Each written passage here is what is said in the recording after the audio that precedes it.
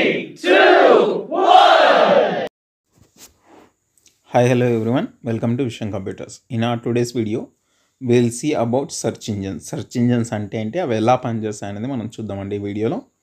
A search engine is a software. It is a software that finds the information on the web based by user queries. User query చేసిన విధంగా వాళ్ళకు అవసరమయ్యే విధంగా డేటాని search చేసి ఇచ్చేది సెర్చ్ ఇంజిన్ సాఫ్ట్వేర్ అండి. ఓకే, ఫర్ ఎగ్జాంపుల్ మీరు గూగుల్ సెర్చ్ని యూజ్ చేస్తారు. అక్కడ మీరు టైప్ చేసేది క్వెరీ, అంటే మీరు అడుగుతున్నారు కదా క్వశ్చన్, దాన్ని మనం క్వెరీ అని అంటాం. బేస్డ్ ఆన్ యువర్ క్వెరీ ఇది డేటాని రిట్రీవ్ చేసి మీకు ఇస్తుంది. అట్లాంటి సాఫ్ట్వేర్స్ని మనం ఏమంటున్నామంటే సెర్చ్ ఇంజిన్స్ అంటున్నాం.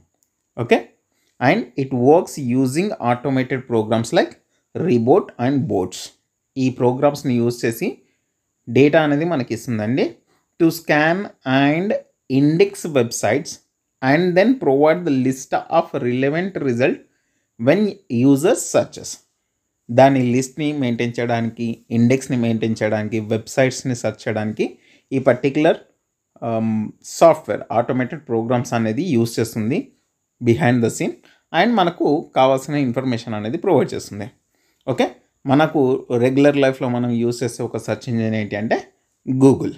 అండ్ దీని ఫంక్షన్ ఏంటి, మనకు జనరల్గా మనం యూజ్ చేసే సెర్చ్ ఇంజిన్ యొక్క ఫంక్షన్ ఏంటి అంటే స్పెసిఫిక్ ఇన్ఫర్మేషన్ గురించి, ఏదైతే మీరు సెర్చ్ చేస్తున్నారో ఆ స్పెసిఫిక్ ఇన్ఫర్మేషన్ గురించి ఇంటర్నెట్ ద్వారా కీవర్డ్స్ లాగా యూజ్ చేసి, ఫ్రేజెస్ని యూజ్ చేసి ఇది సెర్చ్ చేస్తుంది. For example, who is your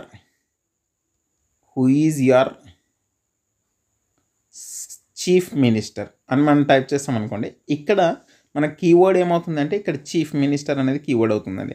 అంటే మనం ఎంటర్ చేసిన క్వెరీలో ఏదైతే కీవర్డ్ ఉంటుందో, ఏదైతే ఫ్రేజ్ ఉంటుందో దాన్ని బేస్ చేసుకొని మనకు డేటాని రిట్రీవ్ చేసి ఇవ్వడం దీని ఫంక్షన్ అనమాట.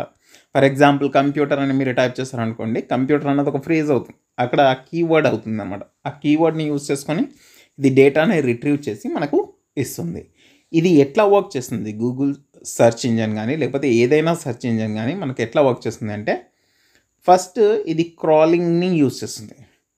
It uses a program called bots, ఇందాక మనం చెప్పుకున్నట్టుగా, to visit the websites and gather information.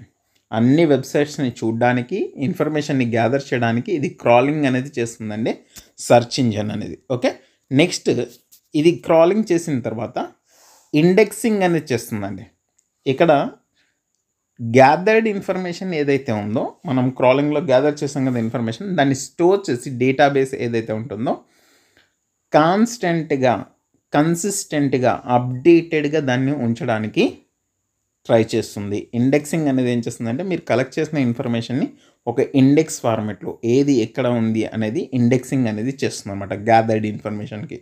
And then searching, మనం ఏదైతే క్వెరీ చేస్తున్నామో, ఏదైతే క్వశ్చన్ వేస్తున్నామో సెర్చ్ ఇంజిన్లో, దాన్ని బేస్ చేసుకొని ఇక్కడ ఇండెక్స్ని యూజ్ చేసి, మన గ్యాదర్డ్ ఇన్ఫర్మేషన్ యూజ్ చేసి రిలవెంట్ ఇన్ఫర్మేషన్ని from the database it will retrieve and it will give back to users. దానికోసం సర్చింగ్ అనేది యూజ్ చేస్తుంది. అందుకోసం మనం రాసే పాయింట్ ఎలా ఉంటుంది అంటే, when a user enters a query, మనం ఎంటర్ చేసినప్పుడు ఆ search engine retrieves and relevant information from its database and present in a list of links. మనం సెర్చ్ చేసినప్పుడు నంబర్ ఆఫ్ లింక్స్ వస్తున్నాయి కదండి, గూగుల్ సెర్చ్లో కానీ యాహూలో కానీ మీరు సెర్చ్ చేసినప్పుడు నంబర్ ఆఫ్ లింక్స్ వస్తూ ఉంటాయి. అంటే ఫస్ట్ డేటా కోసం ఇక్కడ క్లిక్ చేస్తాం, సెకండ్ డేటా కోసం ఇక్కడ క్లిక్ చేస్తాం, ఇట్లా మనం క్లిక్ చేస్తే డేటా అనేది నెక్స్ట్ వెబ్సైట్స్లో మనకు దొరుకుతుంది. అట్లాంటిది మనకు డేటా అనేది ప్రజెంట్ చేస్తుంది అనమాట సర్చింగ్లో.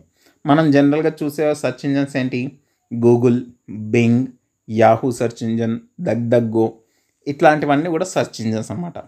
మనం జనరల్గా మనం ఎక్కువగా యూజ్ చేసేది ఏంటి అంటే గూగుల్ సెర్చ్ ఇంజన్స్ని యూజ్ చేయడం జరుగుతుంది. ఇట్లా మీరు సెర్చ్ ఇంజన్ గురించి వస్తే, సెర్చ్ ఇంజన్ అంటే ఏంటి డెఫినేషన్ రాయండి, అండ్ దాని ఫంక్షన్ ఏముంటుంది, ఎట్లా వర్క్ చేస్తుంది అది అనేది మీరు స్పెసిఫిక్గా మెన్షన్ చేసినట్టయితే లాంగ్ క్వశ్చన్కి ఫుల్ మార్క్స్ పడే అవకాశం ఉంటుంది.